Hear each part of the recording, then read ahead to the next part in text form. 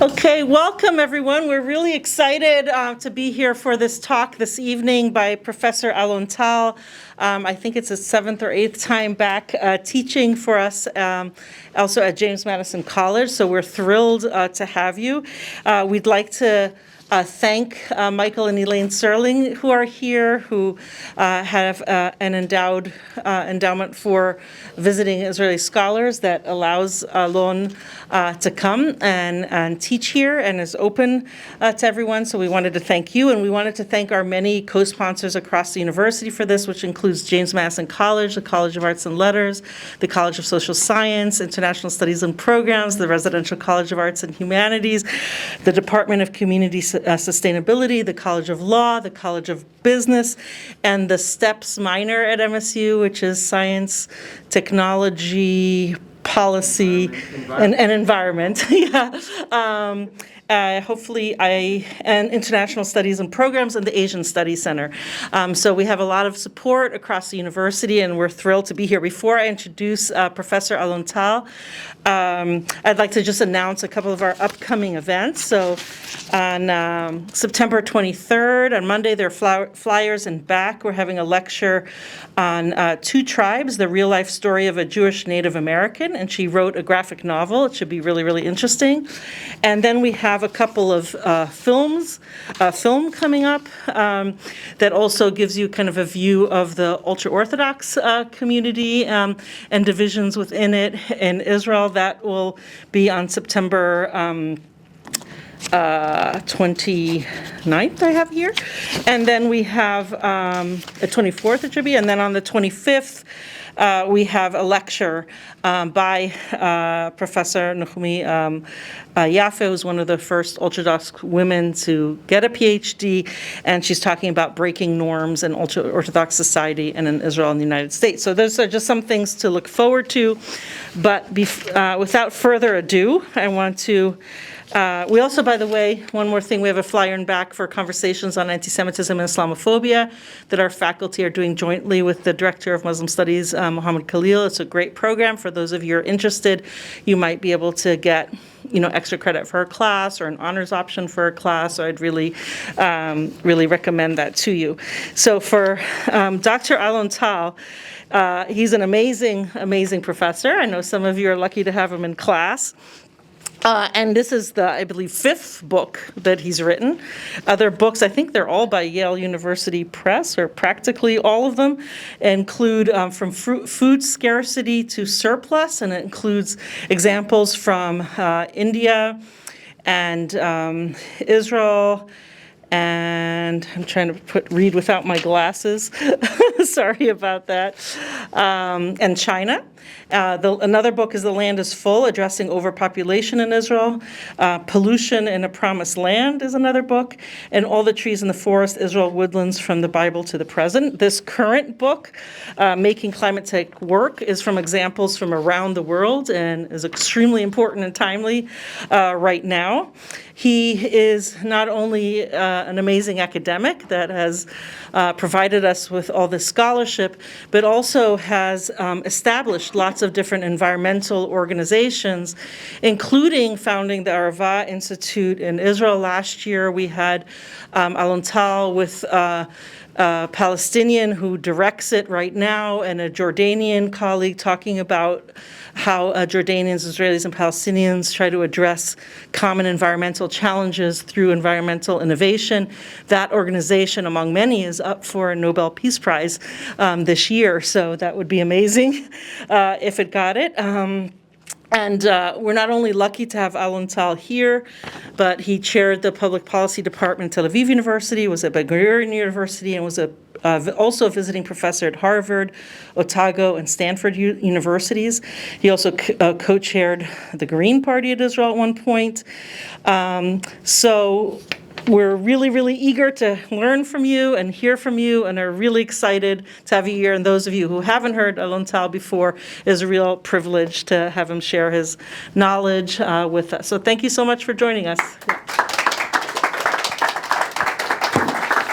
So, first of all, good evening and welcome to everybody. Thank you, Yael and Eric, for your friendship and having me. It's so great to be able to have Mike Michael and Elaine Serling, who have become now friends for many years now and have really done so much to strengthen Michigan State University and create this program that allows me to be here.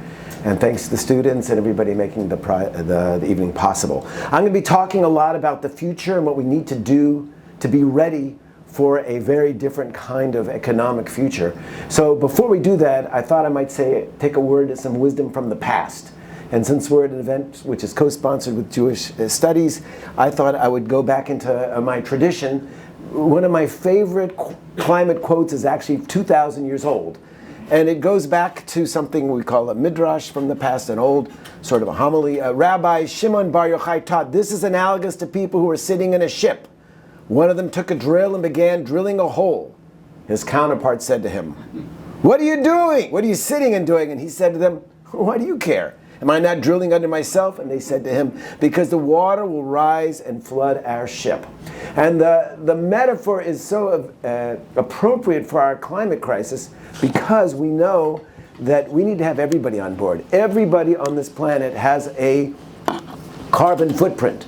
And at some point, if we're going to get to the net zero future that we all need, where greenhouse gases do not continue to cook this dear planet of ours, we're going to have a lot of people changing the way they live and the way they do things, and not sawing a hole in the boat as we all are doing in our lives today. Now, when I think about this book and where I started thinking about writing it, it actually goes back to those dark days of COVID where we were sort of locked down, in my case by law. And I found myself, a lot of people did things to animate themselves, and I found myself on an email discussion with a lot of really vaunted sustainability mavens. I wasn't sure what I was doing there, but I was happy to be a fly on the computer screen. And these professors of sustainability and ecology started to wax a little bit mundane with all sorts of platitudes as they wrote each other about how important it was to raise consciousness and awareness and environmental education. And at some time during the correspondence, Bill Reese weighed in. Now, for some of you who are still working on your environmental literacy, particularly my students, take note of the name Bill Reese. Bill Reese is a professor of ecology from University of British Columbia. He invented the ecological footprint theory that we all use so much today. So he's really well respected. Anyway, he said, and I'm paraphrasing much more rudely than he said it, but basically he said, guys, get real. We are not going to solve the climate crisis with increased awareness and environmental education. And how do I know? Well, look at this group. There is no, cohort on this planet that understands better what we are doing with these emissions to the life-supporting systems of the Earth. But I ask, how many of you have ever given up a flight, a transatlantic airplane ride, because you know it's bad for the Earth? And he said, I'm not being sanctimonious. I'm as hypocritical as the next guy. But unless we who are understanding this are not willing to change, if we're not willing to change our mobility impulses, then surely what do you expect from the public? It'll have to come from technology. It'll have to be from new fuels which allow us to fly without a carbon footprint. Otherwise, we're not going to make any progress, okay? And that really resonated with me because really a day doesn't go by when my own environmental inconsistencies aren't very apparent to me that I should be doing better. And I realized that we're all going to have to look at how this is going to change. And I was also very aware of what we've heard from the International Energy Agency, which is that half of the emission reductions that we are going to need to get ourselves to that net zero future that we all know needs to happen, those come from technologies which have not yet been invented. So in a sense, we have to be on a two-track race simultaneously. On the one hand, really pushing hard to mitigate our emissions, to reduce our carbon footprints, and at the same time, create policies that accelerate the kinds of technologies we're going to need so that we can live sustainably, okay, and make those kind of things. Now, for those of you who are interested in climate tech, a shout out for what I believe is the best podcast about climate in general, a guy named Shail Khan. He's actually a venture capitalist investor who specializes in climate tech, but he's quite brilliant with his catalyst. And he talks about the 8 horsemen of the apocalypse, those technologies which we do not have yet, but which are going to need so desperately. And that includes aluminum and steel and cement and chemicals, aviation, etc. So basically, it's different than innovation in sort of digital ventures, or if we're talking about cyber security, there you can sort of sit in a garage and do it. No, climate tech involves infrastructure. It takes a long time to bring something to a commercial condition. So it's a very different kind of challenge, and that's why we're behind. And so when I look at, for where I come from, some of the incredible climate tech initiatives that we have in Israel that I've been privileged to visit, one of the things we have to do is reduce the impact of our diets, okay? But I think the most exciting cultured meat, not plant-based meat, but cultured, actual meat where we actually synthesize the cells and make steaks is coming up from olive farms. It's unbelievable, but when it happens, hopefully we'll all be able to eat meat without having to leave a carbon footprint. UBQ takes garbage and literally turns it into plastic, which means we don't pull up all the fossil fuels for the plastic industry, and the garbage, which releases methane, is taken care of. And you have to go there and see these McDonald's trays, these plastic McDonald's trays that used to be Israeli trash. It's unbelievable. So that's one thing that gives me hope. Gigawatt Global is run by a friend of mine where he's out in the developing world creating solar fields, and that's a very important thing which we're going to actually talk about in our class.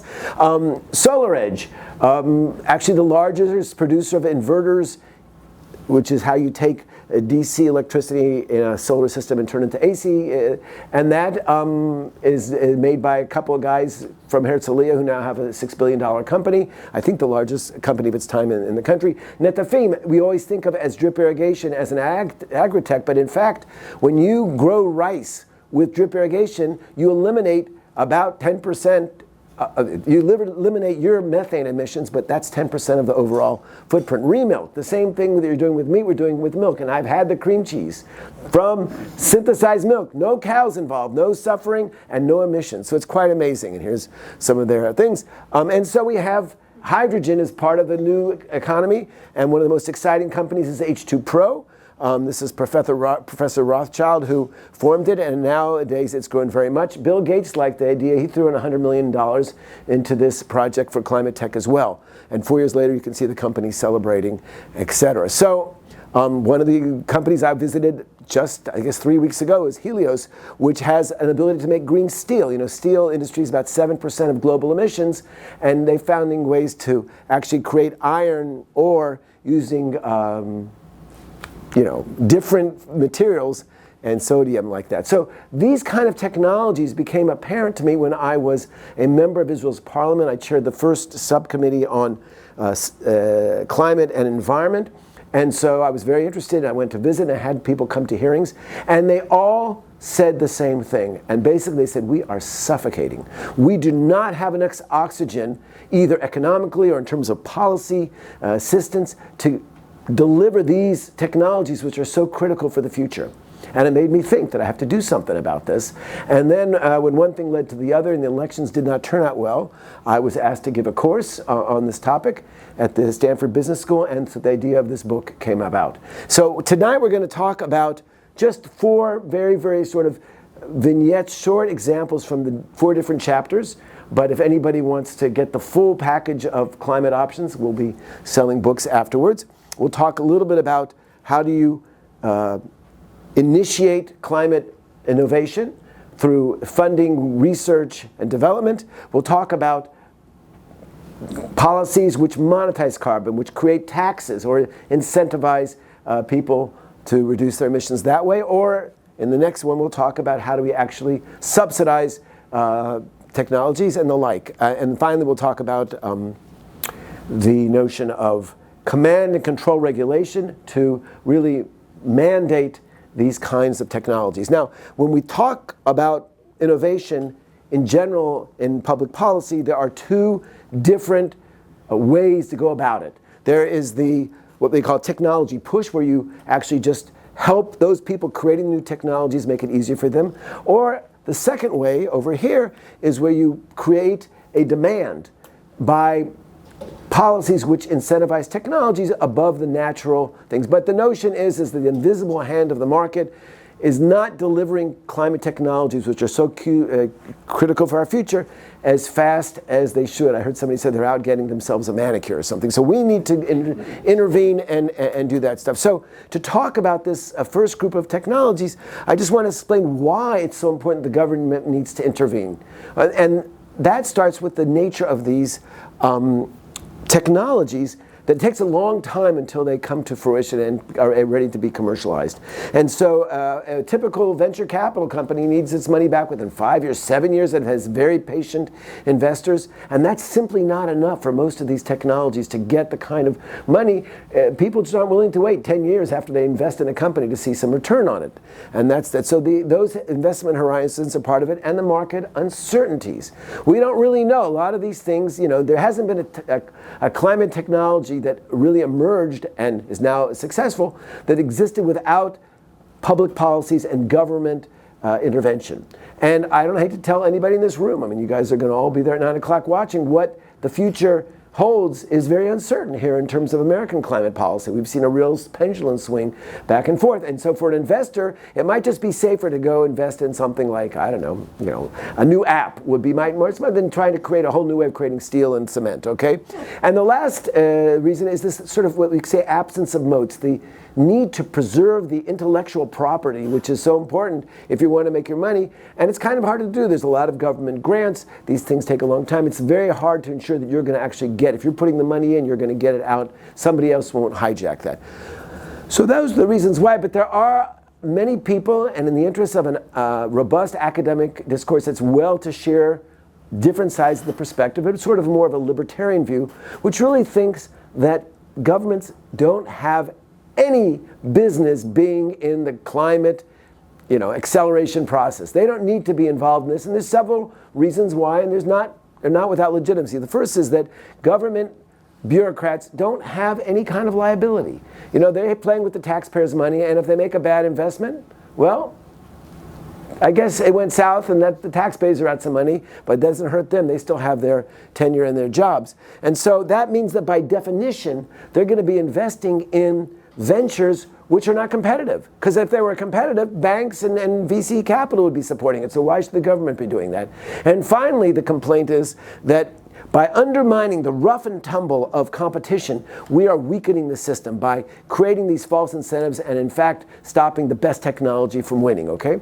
So those are sort of three arguments that you hear a lot in certain academic discourses. And I'll be perfectly frank, if I thought any of them had any merit, we would have a very short book or no book at all.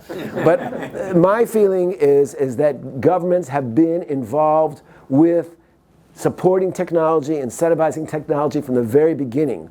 Alexander Hamilton, with his hyperactive mind, talked about the fact 200 years ago that if the United States, the newly born United States, wants to be competitive, he was thinking about the arms race with Europe, and they need to have government involvement, okay? And this has been part of American economic policy where governments have invested in certain strategic technologies from the very start. And not just America. Today, the notion of innovation is perceived as a national asset, no less significant than, say, human capital or natural resources. And that's why everywhere you go in the world, you'll find there are special agencies whose job it is to finance innovation, to make people more innovative, to make entrepreneurs, inventors, producers go in a particular direction which they think is in the public good.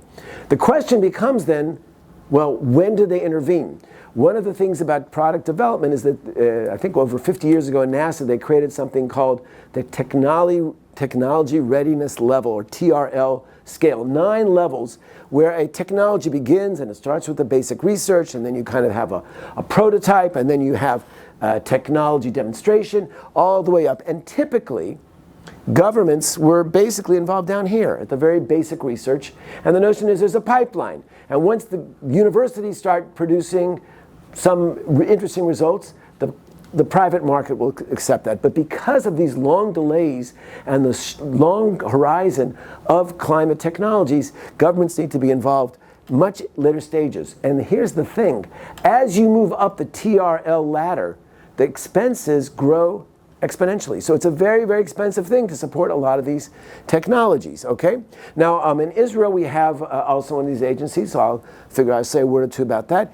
And we believe very, very strongly that sometimes with modest grants at critical moments, we can really, really change and transform our economy. And so you can see the number of committees involved and over 1,000 companies supported in the last several years. But it all goes back to the scientific acumen and integrity of these things. So it's not enough just to have a lot of people who want to start companies. You have to have some kind of a knowledge base below it. So it's this sort of an ecosystem here which has allowed Israel to transform its economy to become a very prosperous economic one. And now about 20% of the investments going into technology are going into climate tech because people see the future. So you can see that for the first time about a fifth of the whole economy is coming from high tech, and that's just going to continue to grow as the economy does. But the trouble is, of course, that that kind of economy is based on a lot of investment, and that's requiring long-term commitments. Maybe we can get a couple chairs for our newcomers here. Welcome aboard. So we saw last year a 70% decline. Israel's going through some tumultuous times, and that's something that's a challenge for the future. So just to sort of hone in on those policies which have worked and are part of this, certainly grants programs. Anybody here, we have professors here, we all know how important academic research is and how support from government research grants are. Offering tax exemptions or special loans to startup companies or climate tech companies have proven to be important. There are many government laboratories. You know, there was just a big breakthrough in fusion a couple years ago at the Lawrence Liverpool lab. That's one of the big ones at Berkeley. But there are labs, about 20 government labs that work on areas involving energy and the kind of climate things we are looking forward. I can't say enough about the importance of incubators and accelerators. Stanford is a particularly extreme case. They had an incubator which is given out about $1.6 million in grants to students, $50,000 loans, and those students created companies 10 years later that are now worth $1.6 billion. It seems to me insane, but there's something in the water there. But the point is that there's a market there, and when you create the help and the assistance, even students with good ideas. I'm looking at Sam, our representative from the engineering and technology, so there it's there. And so, and then just making direct investments in these kind of companies. The thing is that when you invest in new technologies, you're going to have flops. And the biggest climate tech flop that I know actually is from Norway, when they tried to put in an early stage carbon capture in their largest oil refinery, and their prime minister went on the air and said, this is going to be our moon landing, this is going to change everything. And then the scientists who were very, very optimistic started explaining, well, actually, we're taking about 4 times as much money we did, but although there hasn't been a single molecule of carbon that's been sequestered or removed, we certainly have a lot of academic publications to show for it, and the Norwegian people are out €1 billion. But and we shouldn't laugh at the Norwegians because America has its examples too. We all remember the period of time when President Obama was trying to reinvigorate the economy after the 2008 collapse, and Solyndra Solar was this very promising company, and it got rushed in there, and the American taxpayers made a loan guarantee of $525 million. And the stimulus program continued, but Solyndra Solar did not, and they went belly up and declared bankruptcy 2 years later. But at the same time, there was this failing car company that asked for a $465 million loan, which made almost no sense looking in retrospect. But within 4 years, they had the Motor Trend's Car of the Year, and the American people got all their money back, all the loans were returned, and the world's battery market has never been the same in the technology. So in the end, we have successes and failures, and that is the nature. You're not going to make real progress if you're not taking chances. It is, at the end of the day, science, and there's uncertainty. One of the things I do in the book is make a deep dive into Denmark, which punches above its weight. This country of 5 million people produces almost half the wind turbines on the planet. And so I spent a lot of time when I was in the parliament. I was the chair of the Israel-Denmark Parliamentary Friendship League. So I got to go there. I did it all because I wanted to see how do they do this with the wind turbines. And now they're going into all kinds of other areas, and they don't have that much money into it. They're just punching way above their weight. And 200 million euros is not a lot of money, and yet they have this very, very, very exciting place to be. I talked to Anders Eldrup, who used to be the CEO of the biggest wind company. Now he chairs their innovation fund, which gives out the money for this. And I said, well, how do you do this? Like, how do you pick the winners? He says, no, we don't pick the winners. And he said, a sound strategy is for governments to prioritize certain technologies. We're a small country, we can't do everything, but not necessarily the recipients of support. And I think that's a good thing. When I look at the Israeli, this is from the website of the Israel Innovation Authority, they also have this sort of notion of neutrality, trying to really let there be a competitive process, yet directing the technology we're going there. So to sort of wrap up this section, government policies and R&D need to target the early stage of development, but not stay there alone. There needs to be a continuous monitoring so that they can continue to support at all phases, because the so-called valley of death that entrepreneurs face when they've used up all their startup capital and now they have a promising product, they're going to need to have another round of funding. It's not going to be easy to find, and governments have to be willing to do that, areas that traditionally they haven't wanted to be involved in. But we're going to need to do that if we're going to be there.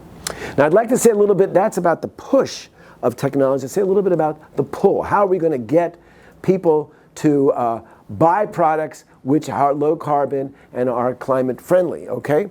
Now, climate policy has always been very, very keen on carbon taxes, okay? I remember before there were any carbon taxes, you know, the economists wrote about it, this sort of hypothetical thing, and it was a very good idea because it was a classic Pigovian tax, okay? Arthur Pigot was a Cambridge economist, I think in the 1920s, and he had this notion, you know, it doesn't make sense to put taxes on good things like labor. Why would you put an income tax? We want people to work. Put taxes on bad things, sin taxes, on tobacco and cannabis, if you will, or certainly alcohol, whatever. And we know that as we put taxes on it, it actually affects behavior. So you get a double benefit. You get the tax revenues, and you actually maybe improve the virtue of society. So this was this notion, and carbon tax was proposed as a classic Pigovian tax. Well, the first one that was introduced was actually done in British Columbia, which was a surprise because the premier at the time was actually Gordon Campbell, was from a conservative party, but he was a big environmentalist, and this was before the days when the environment became a you know, sort of a partisan issue. And so he introduced a carbon tax, and he did it by the book. He started with a low tax and increased every year, and moving up every year another $5 or $10. And the carbon tax added initially 10 cents to the gas pump, and the initial response were there. Eventually, they reached the $40. This is a nice picture of Vancouver, where most people in British Columbia live, and they reached a $40 a ton of CO2 tax, and that was translated to higher gasoline. And the results were breathtaking. And the whole environmental economics field was saying, you see, proof of concept. Look at British Columbia. The sales of fuels and the emissions have gone down there relative to Canada, but we know that the economy of British Columbia is thriving and they're growing and the same, okay? And the way they managed to push this through politically, where they said this tax is going to be revenue neutral. In other words, we're not going to try to increase the government funding. We're a conservative government. We don't want to have a lot of government funding. We're going to swap out some of the other taxes, which we don't need now, like corporate income tax, individual tax, and because people argue with some, I think with some merit, that carbon taxes tend to be regressive taxes. You know, poor people have cars that are less efficient. They can't insulate their houses. So we're going to give back tax credit to the poor and less advantaged communities, and that's how they did it, and it was great. And you can see the population is growing, gross domestic product is growing, and greenhouse gas is not growing, and that was like this huge thing. It was so good that Trudeau said we're going to have to introduce it to all of Canada, this notion, and everybody was very excited. Unfortunately, when you're a policy analyst, you have to sort of play the long game. And so when I started writing the book, I had been teaching carbon taxes for years as this, here you see, it works. But in fact, the most recent research suggests that the BC carbon tax isn't working. So Felix Predis is a professor of policy at the University of Victoria, and he did what we call difference in difference studies, where he compared what was going on in British Columbia with other Canadian provinces. And what he found was, in fact, there's a 300, first of all, people have a lot of to be answered for in Canada, 300% greater carbon footprint than in Sweden. But most importantly, when he compared it to other ones, he saw that actually the emissions in British Columbia have actually increased over the years. There was that initial drop, but over the years people kind of got used to it, and they started buying the same amount of gasoline, even more as time went on, and so they increased it. But more surprising, you can see it starts going up here, and that continues up through the 20s. But other provinces that didn't even have a carbon tax were doing better. because they closed down very polluting factories and changed those technologies without a tax. And that was sort of a sobering fact for me. But it turns out there's a reason why, I think, and that's because when you look at gasoline, take a look at what happened to gasoline prices, say, for example, after the Russian invasion of the Ukraine. I don't know what it was like here in Michigan. I wasn't here then. I was in the parliament. But mostly in British Columbia, the price of gasoline went up well over $1. So any kind of a signal that was sent with this Pagovian tax didn't make enough impact. It was just sort of background noise. People didn't get the signal, okay? And so that's what's happened. If you're going to set a carbon tax, you have to kind of do it enough so people get the message. Otherwise, it's just going to be taking money out. This turns out to be the lesson from the world. Johann Lillestam from Germany, I think, has done the most comprehensive look. He looked at 57 different carbon taxes. Today we have 61 jurisdictions who have done it, so we know something about it. And they're all the same, and basically said small but statistically insignificant improvements in environmental performance. They're not delivering the way they should. And Israel also is part of this, okay? We had our own carbon tax, which we were all keen to do, was all set up to go, and then the invasion of Ukraine, gas prices went up, and the people in the finance ministry got very scared because the public started to push back on this matter, okay? Europe has what we call a cap and trade system. It's a different way of doing it. We give out allowances. My students are nodding their head because we've talked about this in class. But the notion is that you give out emission allowances and then you allow people to trade them on a market, and they can sell. And the initial response was very, very tepid, because they gave out very, very freely and they exempted a lot of key industries. Agriculture, we can't pay a carbon tax, and so they exempted them, and other ones, steel and cement, were out of it as well. So basically the two most important flaws when we look back retrospectively, if we want to increase the demand for low carbon products through these kind of taxes, you have to set the price high enough, and you cannot give away free exemptions. You have to get everybody involved. Now, that's easy to talk about as an academic and say, you need the political will. Political leaders need to step up and put on these taxes. But in fact, that's a lot easier said than done. And now with a little political experience, I would say, let's remember what happened back in the day in France when President Macron imposed a carbon tax, and it created massive demonstrations. The so-called yellow jackets were out there in the streets, and 4 or 5 people died in violent riots, and he backed off. He backed off. And it's not just him. New Zealand, okay? There's no paragon of environmental commitment greater than New Zealand. In 2003, just a year I started teaching there about climate policy, they tried to introduce a carbon tax, and they had their own sort of form of, it's not exactly like the American insurrection, but they had an insurrection where the farmers drove their tractors up to the streets of the capital in Wellington and said, we won't take this kind of a tax. So the notion is that it has political problems. And Israel also, one of the big achievements that I felt environmentally, we managed to push through a tax on plastic single-use single-use plates and silverware or whatever, and so getting rid of all this, and in fact, the new government, there was a pushback from the very religious public, and it was canceled. The first law that they did was cancel this, as if that's going to save the Israeli economy. So it's hard to do politically. So what does work? Well, actually, there's different ways to incentivize decarbonization, and the best way to learn about that is from the United States. Jimmy Carter seems like ancient history to the students amongst, but some of us remember Jimmy Carter, who was an engineer who cared about the environment very, very deeply, and he got it in terms of energy. I was just a little boy, but I remember he gave a talk from the White House in a sweater and said, turn down your thermostats. Some of us older people remember that, and it was crazy to have a president saying, there's only a certain amount of oil, we need to save what we can do. And so not only did he tell people to save energy, he said, I'm going to incentivize you to go out and put on solar panels on your roof. Now, they didn't have solar electricity in those days. They had passive solar water heaters. But even so, an individual could get a 40% tax reduction by the first $1,000 and then get a bit more money from subsequent outlays. I remember as a child, my father got very excited and he had us up on the roof and he built his own system. You didn't have to build your own, but my father was that kind of guy. And we had our own hot water heating system and the sun did the work for us, okay? And Jimmy Carter put his money where his mouth is. He put solar panels on the roof of the White House in a very important press conference at the time. You know, a little bit ahead of his time, maybe a little too ahead of his time, because very quickly, you know, there was a little bit of pushback. And when Ronald Reagan ran for president with his, you know, Good Morning in America kind of concept and said, it's okay, there's plenty of resources out there, and environmentalists won't rest until the White House looks like a bird nest, he froze those and then reduced the tax things, and then unceremoniously got rid of took them down. In fact, there's a fascinating article. What happened to all of Jimmy Carter's solar panels? And one of them's in a museum in China. And it's a very interesting story what happened to them there. But here's the update and the good news for those solar.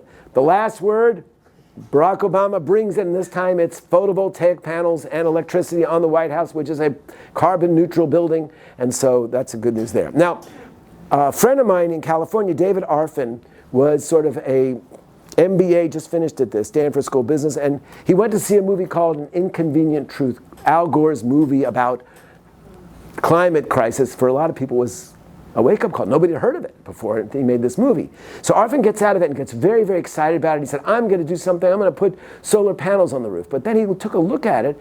He said back in those days, it would cost $40,000 to put solar panels on your roof, which was a lot of money. It's a lot of money today. In 2006, it was even more. And you could only get a $2,000 tax credit on it. And that, he said, that's like me. He said, by the time I get my money back, like 30 years, it's just a donation. I might as well buy an ecological hotspot area in Costa Rica if I want to just make a donation, you know. But then he started reading the tax code. He said, well, it's actually, for individuals there is that limit, but not for corporations. They don't have that. So if a company could come and invest in solar panels, they could get a big tax write-off. And just that time, there was a governor, the Terminator himself, Arnold Schwarzenegger, who cared deeply, a Republican governor, about, he said, we're going to give big loans, pretty much interest-free, for people to put in solar energy. And so Arfin went to a new company called Solar City, two first cousins of Elon Musk, who got the money from their cousin. And he said, we've got to do this thing. Invented a business model, now we call it community solar, where if you rent or if you just don't have money, they'll come and be business partners and they'll pay the money up front. He got the capital, and he went literally door to door in California, and within a few years, 2 million households had solar panels. Things started happening very, very quickly because of the tax incentive. Much easier to sell than a tax. You just say people, you don't have to pay as much tax, and that worked well. The same thing was happening in a different way in Germany at this time. So say, look at what's happening in Germany in terms of its renewable resources. We now have over 50% energy from the sun in Germany. And I've been to Germany. There's not that much sun in Germany. Almost like Michigan, you know. I said this talk yesterday at Los Angeles, University of Southern California. I said their campus is absolutely naked. I said, go to East Lansing and see those solar panels on the parking lots there. Those are the good guys. What are you guys? You don't have the money? You got plenty of money. Anyway, so I don't know if they didn't buy many books, but that's okay. Anyway, the story in Germany goes like this. In 1961, they build their first nuclear reactor. Germany doesn't have fossil fuel resources, and this seemed like a great thing to do. You know, it's sort of not that expensive, and it can produce clean energy. So they went and built 36 more and really built an energy system based on nuclear energy. And that was going great guns until 1986. And for those of us whose environmental history starts more recently, 1986 there was a meltdown. And I would strongly recommend I think it's a Netflix series about Chernobyl, what happened there. But basically, due to a series of mishaps, a perfect storm, if you will, anyway, there was this terrible nuclear reactor. Everybody was removed, 120,000 people from a 30-kilometer radius, but that didn't solve the problem because the radiation was all over Europe. In Germany, kids couldn't go outside and play for 2 weeks, and even today they say there's some forest where the mushrooms have radioactivity, you shouldn't eat the mushrooms. So it was a real trauma.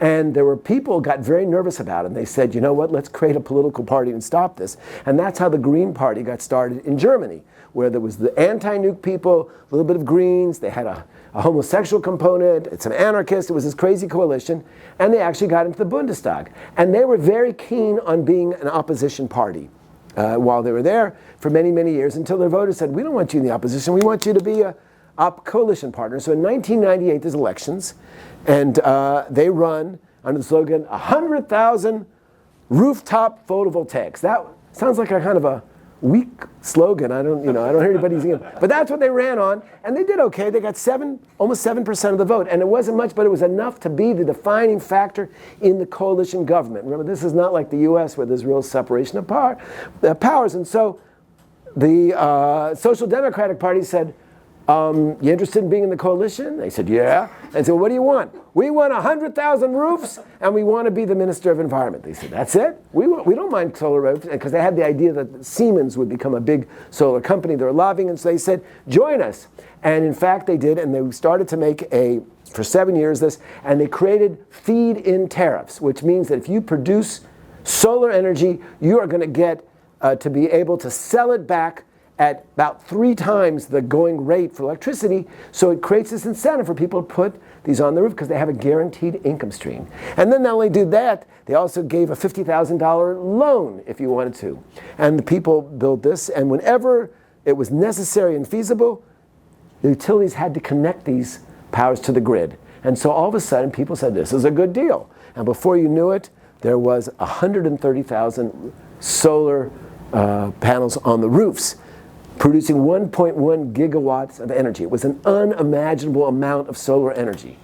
Just to make us think about how things aren't so bad, last year the world installed 400 gigawatts. It took them 4 years to get to that, so we've made some progress on the solar issue, okay? So today we see that on sunny days in Germany in the summer, that's all they need during the day. They have problems at nighttime, and we'll talk about that if you want later. But this is the kind of thing that Israel also adopted, but didn't keep it going quite as long. So instead of getting to the same kind of 50% electricity as solar, we're only at 10% in Israel at present. So we've started to do it for other new technologies, and this is the kind of thing you want to do. If you want to incentivize new technologies, you create a real economic benefit. So it was a good idea. Germany made this tremendous thing. But, you know, there's a famous economist down the road in Chicago named Milton Friedman who always used to say there's no such thing as free lunch. And the truth of the matter is there's no such thing as photovoltaics. And so electricity in Germany was very, very expensive. Take a look at this. I compared it at the time in that year. I'm from North Carolina originally. So German electricity was 300% more than North Carolina because all these people were paying utilities to subsidize the roofs. And who got the roofs? The wealthy Germans, who could afford to pull out money out of it. So there was a question about the social equity about this. But look what they did, okay? See how much growing in terms of this. So the political will there, the fact that the Green Party actually did what it promised to do in politics made a huge difference, and solar energy around the world started to improve. Why was that? I mentioned the 400 gigawatts. Because of Swanson law. Richard Swanson, a Stanford engineering professor, noticed very early on that every time you double solar production, the price drops by 20%. And so this virtuous cycle has made now solar energy by far the cheapest electricity in the history of humanity, in the history of electricity. And that makes a difference. And we could do the same thing with heat pumps, okay, which are so important, which could save so much heating in people's houses if we would subsidize it the same way. Not tax it necessarily, but help people at the early stages and then drive down the price as production and economies of scale make a difference. So the takeaway from this part of the talk is that subsidies work, and we now have the most bold subsidy program in the history of the world with the Inflation Reduction Act and the Bipartisan Infrastructure Act. You know, when we talk about the New Deal, we don't remember the names of the laws that were there, but we know that it sort of did good things for the economy in the U.S. And that's actually what I think is going to look back on the last 2-3 years, what the American energy policy did with these 3 laws, the CHIPS law as well, and what it's doing. But they say, well, $369 billion. Now people say it's going to be closer to $1 trillion because it's tax exemptions. It's driving most of this kind of thing. So it's a huge thing. The fourth and final section I want to talk about kinds of policy is technology forcing. Good old command and control rules that tell people what they need to do. We know that these things work. I want to say a nice thing about Republican presidential candidates to show that I am bipartisan. Richard Nixon was an unbelievably green president. He was also a little bit crooked, but he cared deeply about it, and he signed into law the Clean Air Act. And one of the sort of standard axiomatic parts of the Clean Air Act was that it required people to do better in terms of clean air. Like the Detroit auto industry had to all of a sudden adopt 90% reduction in their emissions from cars. That's how catalytic converters came on. It was like technology forcing. Well, at some point there was pushback, and anybody who studies environmental law studies one of the first cases, Union Electric in 1976, and they said, we can't meet these crazy Clean Air Act standards. It's going to close us down. No technology exists there. And they went to the Supreme Court, a somewhat different Supreme Court than exists today, and the Supreme Court said, tough luck. That's exactly what Congress expected. You guys have to, tough it out, suck it up, and make these technologies work, okay? And that really made a change and transformed air pollution technology. So now let's talk a little bit about technology forcing in the climate. And here's something which I'm actually quite proud of. The first technology forcing rule ever about climate tech was in Israel. And here's the untold story which you should all know. In 1952, Israel's a very, very poor country, doesn't have enough energy. And during the day, there's just not electricity. So what does the government do? It says, nobody can heat hot water between the hours of 10 in the morning and 4 in the afternoon because we need the electricity. Israelis, they like to shower, it's kind of hot there, and usually for Israelis, rules and regulations are sort of like recommendations. So they started thinking about how are we going to get around this, and somebody, they've known for 100 years, you put water, 200 years, you put water under glass, it heats it up, and they started to get all these sort of metal shops to create these very, very primitive hot water heater systems, and this whole rogue industry created, and the newspapers were filled with all kinds of editorials. It's ugly, look at the roofs with all these nasty big, but people wanted to shower in the day, and they didn't want to break the law, and that's how it started. But then the country got a little more prosperous, and the ban was lifted, and the industry kind of started to really subside until 1973. And then Israel was facing a real oil boycott because it was in a hot water. It was not exactly hot water. It was in a war with Egypt and Syria, and there was an oil embargo, and so the government needed to save energy fast, and they had this industry ready to go. And they said, okay, instead of you being rogue, we're going to bring you in. And they made a rule 2 years later that said you cannot build a building without hot water heating. They required the first solar panels on every new roof. And the results were extraordinary. So today we have a whole industry, and that's one of the themes of climate tech, is that it's much better for employment than the conventional industries. But we have, there are 2,500 people installing them on roofs because everybody has to put them in. Even though we're building higher buildings, the top 7 floors still have to have their water heated by the sun. So 90% of Israeli houses have hot water heating, and it saves 6% of the energy. And did people have a choice? No. They would have probably opted out, but they wasn't given that choice. And it's a great idea. Spain was only the second country to adopt a mandatory hot water heater. It took them 30 years. Think how much could have been saved in countries that are now making sort of tax exemptions and doing the other things like France and Germany, but they're not getting nearly the kind of 90% adoption rate that you get from technology forcing. So that's the first story. I'll tell you another story, which is sort of a similar one, different technology. For those of you with bad memories, we used to have these things called incandescent light bulbs, okay? But today we use less energy than ever before for lighting, even though we have more lighting than ever before. It's an amazing thing. And it's all over the world is that way.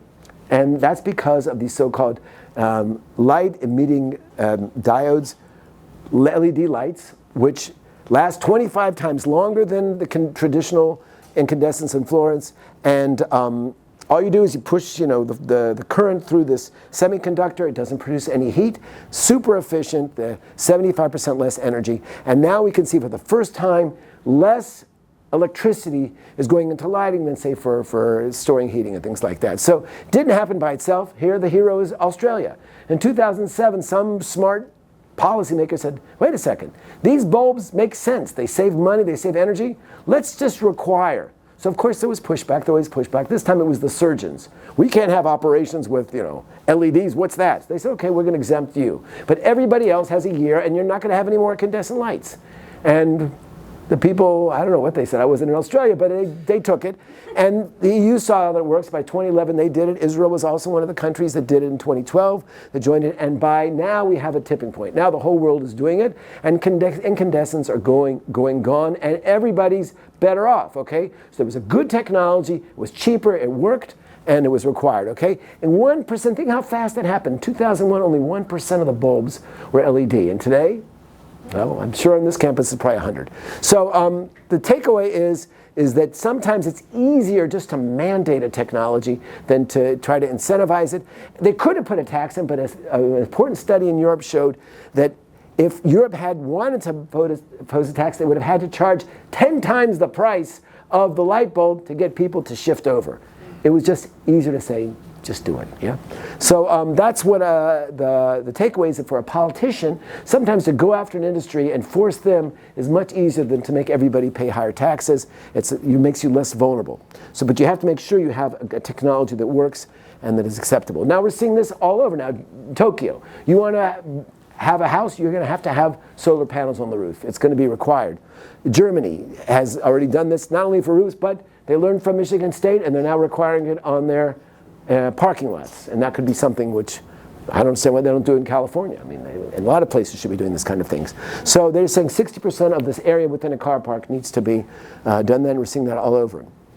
Now, just a few weeks ago, we got finally required solar panels for electricity on all new buildings. We had to spit blood. 4.5 years it was in the making, but we done it. So the lesson is that we have all kinds of areas that we could be requiring already new technologies and making real progress, okay? So my wrap-up point is that we really can do it.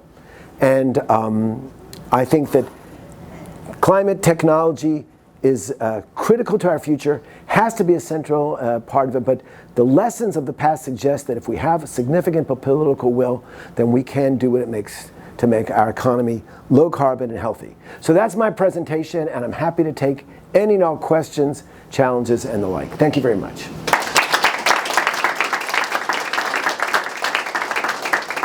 Salman, you get the first question.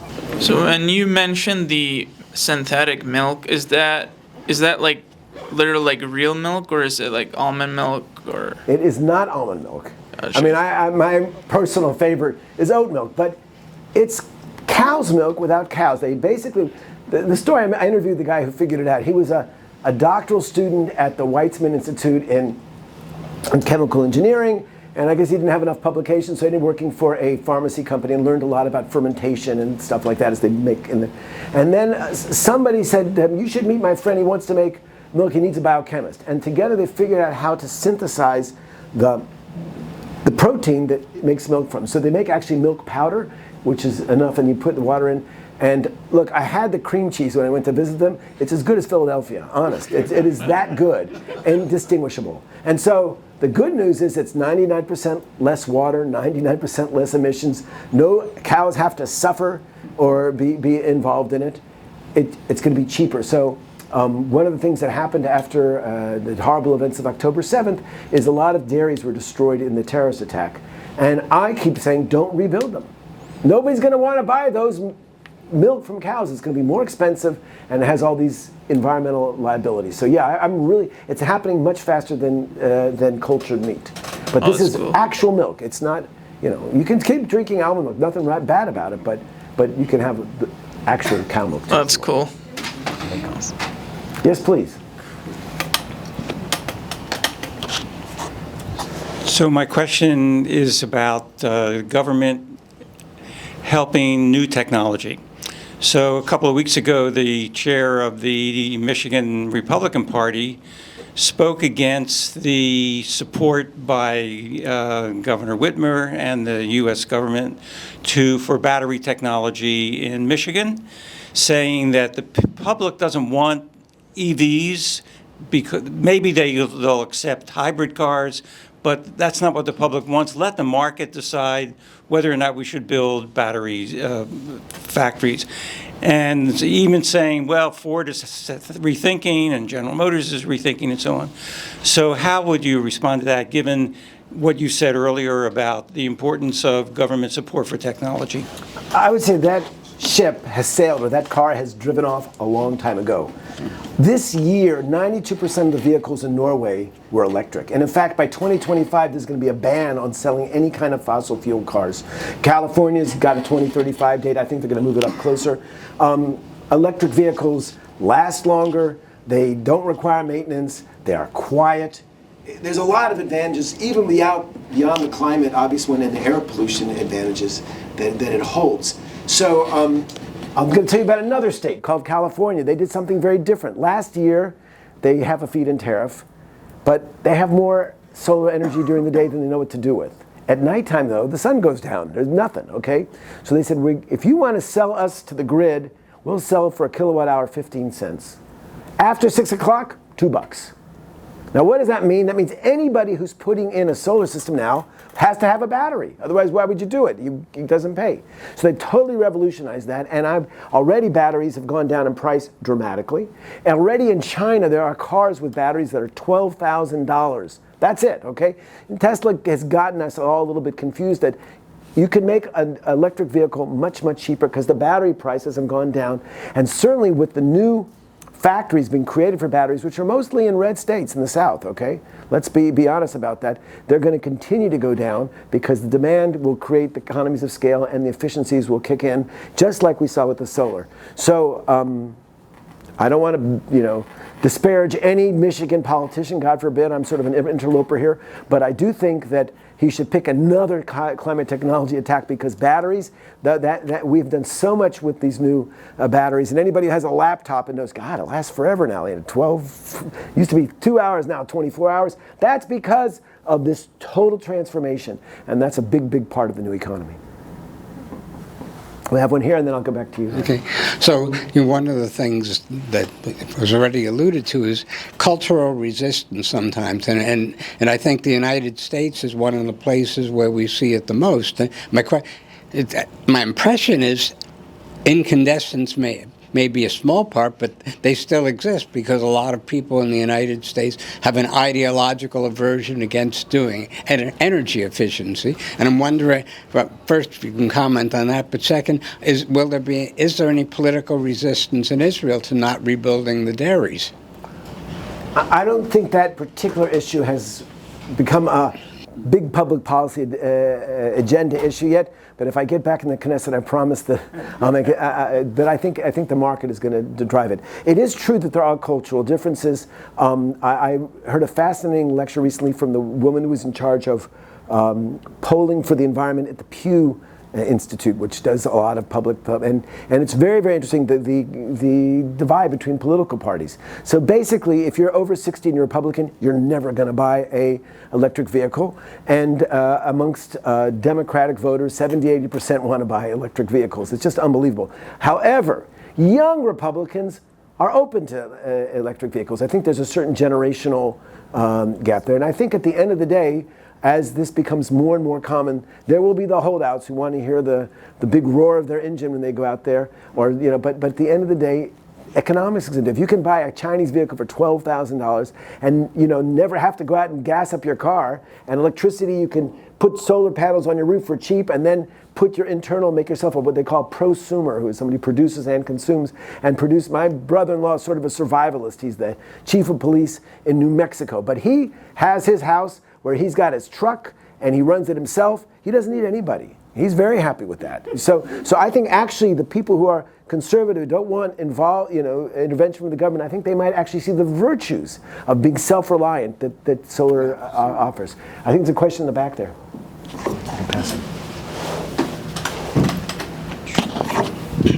Hi.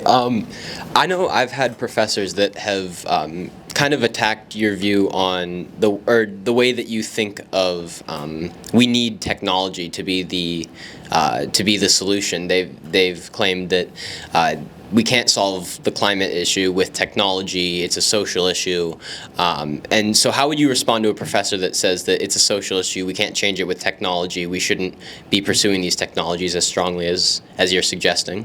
So naturally I'd start with Bill Reese and ask him when was the last time he gave up a flight because he didn't want to harm the earth, okay? I mean, I think that there are important social components to this. I mean, they say that about 40% of the emissions come from individual decisions, in terms of fast fashion, what kind of clothes we wear, and of course what kind of cars we drive or whether we drive a car at all. There's all kinds of daily decisions which matter. Certainly the diets we have, the food system is responsible for 30% of the emissions. So I think that, I don't want to say there's no reason to have, of course we need people to want to embrace these technologies and to see them as a good thing.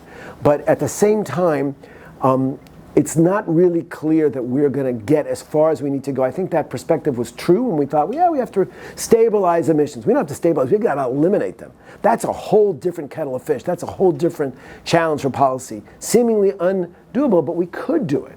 We could certainly do that. So I'm aware of the moral hazard that once you, what are the problems when you create electric vehicles? I can drive as much as I want. You're going to have more congestion, or people say, oh, there's enough resources, and people lose this sense of we live on spaceship Earth with limited resources.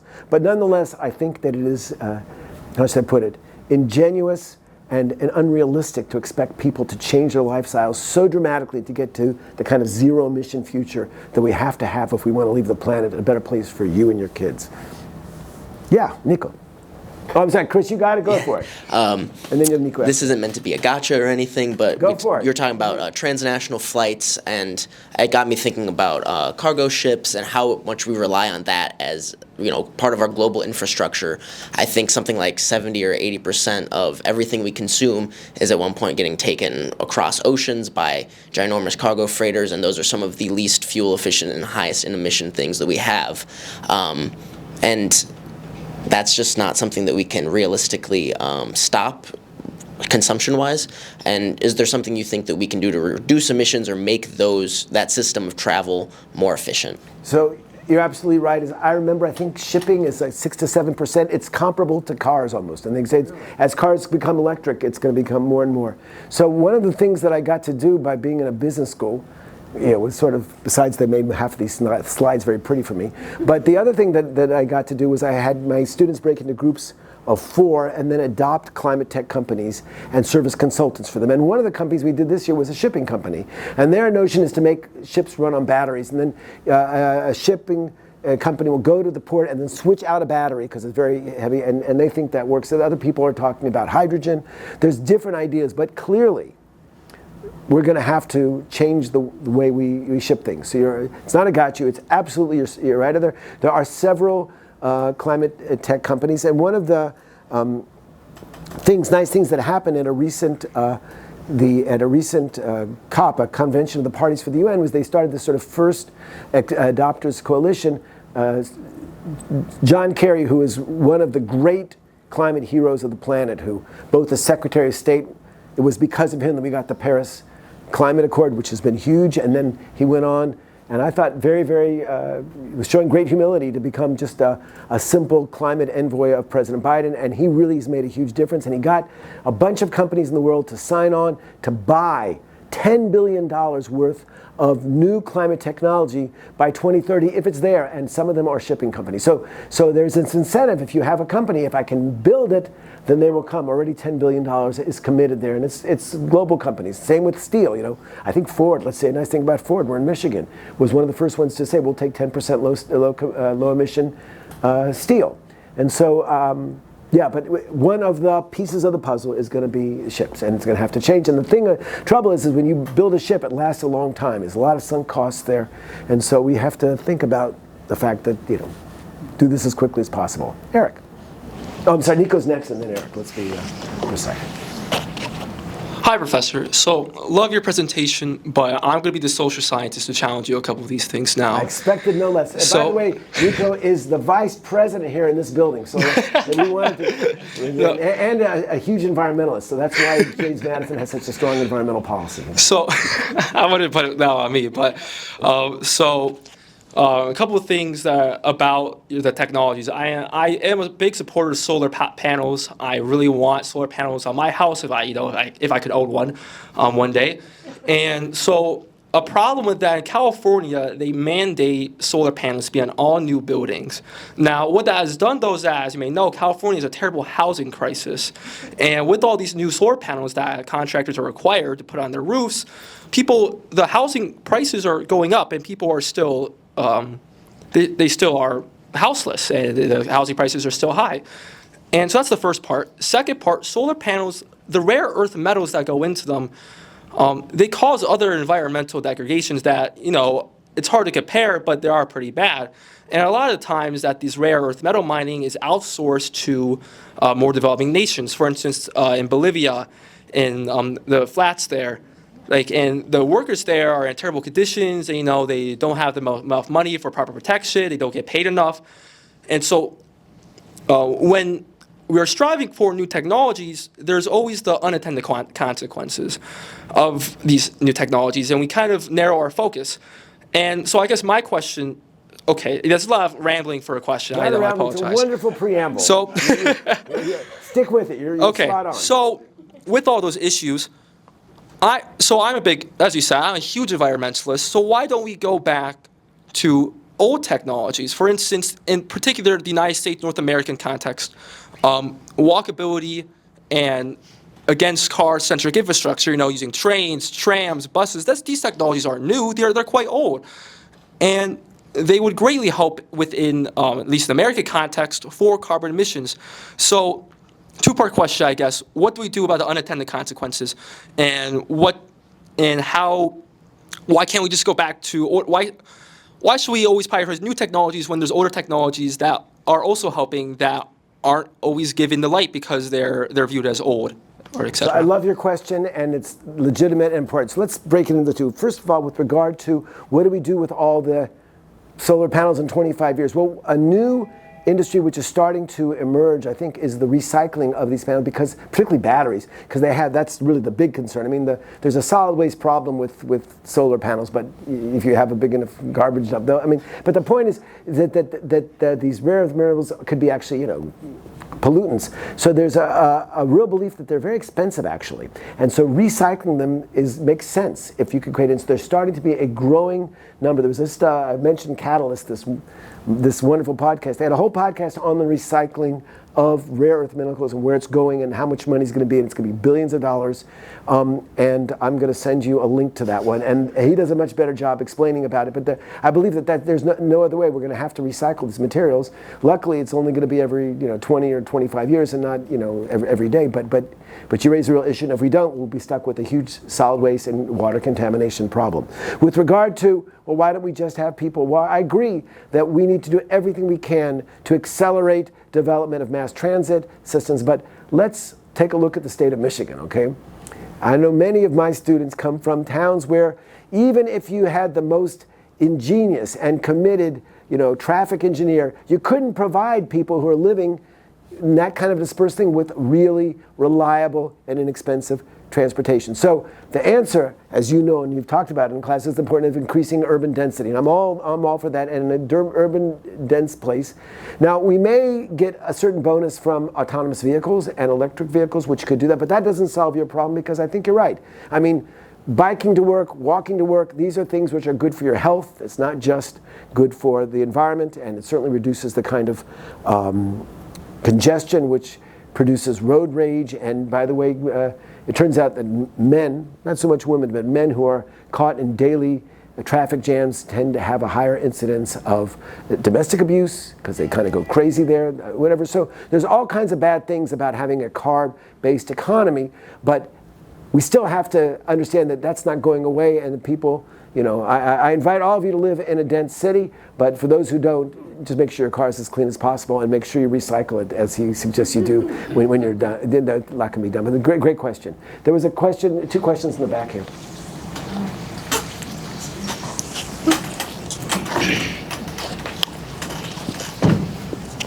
Hi.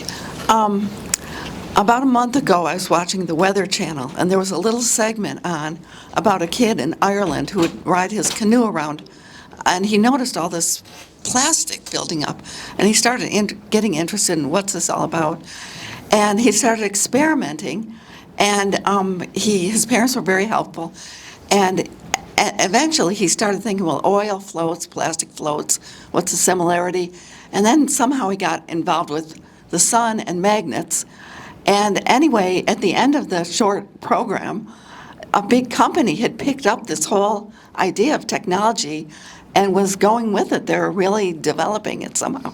But I just found it really interesting that just one young kid riding his little canoe around would start thinking about climate and do something about it. No, I think that it's amazing. They say, plant 1,000 seeds and maybe 100 flowers will grow, something like that. I think it's amazing that a younger generation is stepping up because it's their future, and and they can do well financially by doing good for the planet. So there is a lot of those things. I would suggest a company called Resource Chemicals, which is based in Oakland, which is going to be able to take organic waste and turn it into all kinds of plastic bags. We don't really recycle anything except the PET, like the thick bottles, like for beverages. But anybody who carefully takes their plastic bags from their house and they sort of throw it in the recycling bin doesn't really get recycled. That's been I've been told by recycling companies. But we have to learn how to do that, or we have to make it out of cornstarch or something.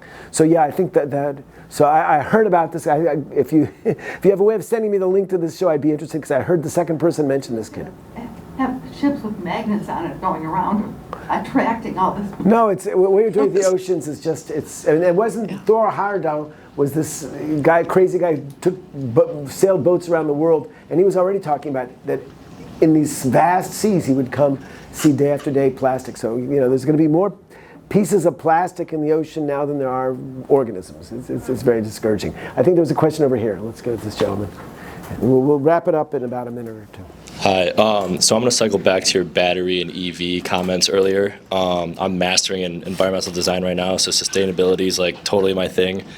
But regarding those batteries, I know those lithium batteries are recyclable, but it's really difficult to do. Is there like a long-term solution for either, I don't know, promising startups, or I don't really know what I'm trying to get at, but it's possible to recycle them, but it's really, really hard to do it at the time. So first thing if you do is, again, we go back to policy.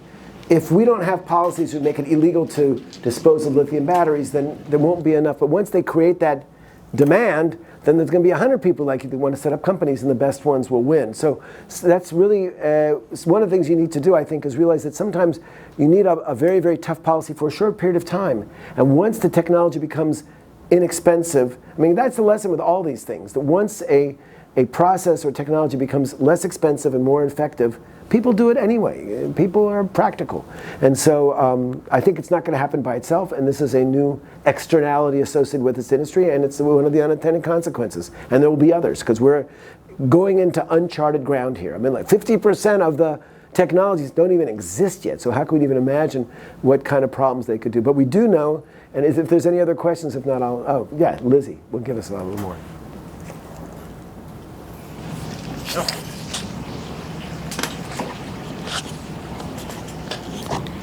So this is kind of related to that. My background is in autonomous vehicles and electrical vehicles and stuff. I did research in that for a few years, and that's why I decided to minor in environmental studies. But I guess to tie it into international environmental policy, there's kind of a lot of disparities and stuff when it comes to recycling e-waste, and since we don't really have a good system right now, and even recycling phones and things like that can get very complicated and can be very tedious. Do you think that if proper policy is not taken in place to account for a rise in this, it will lead to more international tensions and could lead to another sort of environmental crisis of a different kind? Well, I think already we have one of the conventions we're going to study in our class is the Stockholm Convention, which prohibits the export of hazardous materials to developing countries unless there's a whole lot of different things that have to be done, because there used to be this sort of, called I don't even want to call it colonialism, this is bullying, or just bribing people to take all of the waste. There was that boat that sailed around from New York City for years, because in the end they found that so this is an issue. And I think it starts with saying every country is going to have to deal with its own mess. and that's a good place to start. And many countries have started to address the problem of e-waste as well. I have a good friend, Professor Paul Ehrlich, who's a big ecologist, and he's a little bit cynical about this. He says, recycling is really important, and that'll stop the collapse of civilization by about 7 minutes. But really, when we're thinking about what we're up against with, I was in Los Angeles yesterday. It was 116 degrees in the middle of September. I thought I'd arrived at Death Valley. These are temperatures where we live in the Middle East, in Baghdad.